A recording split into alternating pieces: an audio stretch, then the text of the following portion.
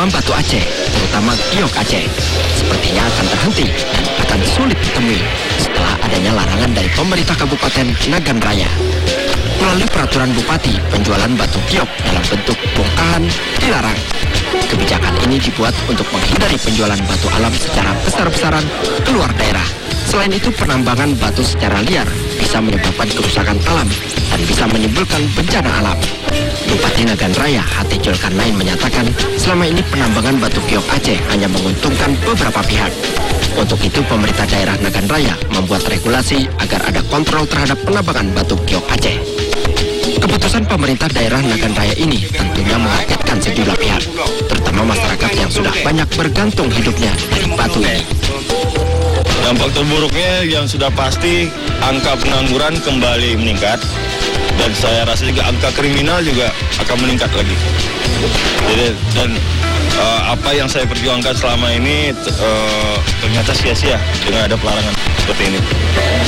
Ya, kalau sekedar surat perda saya rasa itu hanya imbauan.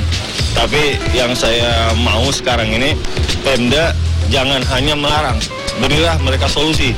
Oke lah, sekarang tambang ditutup, tapi berikan mereka pekerjaan. Gitu.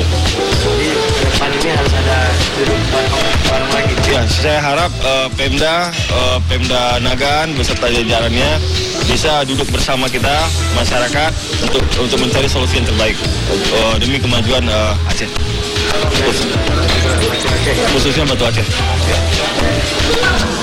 Saya selaku pelaku dan pencinta kemakmuran rakyat Aceh melalui batu Aceh, itu saya tidak setuju sama sekali tentang peraturan baru yang dilakukan oleh Pemda setempat.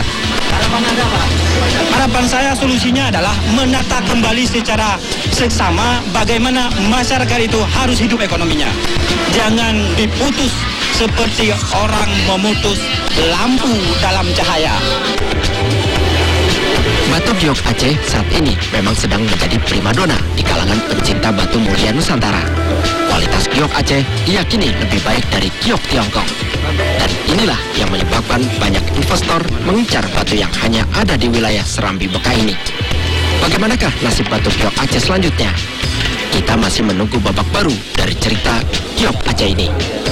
Demikian laporan tim liputan Topik.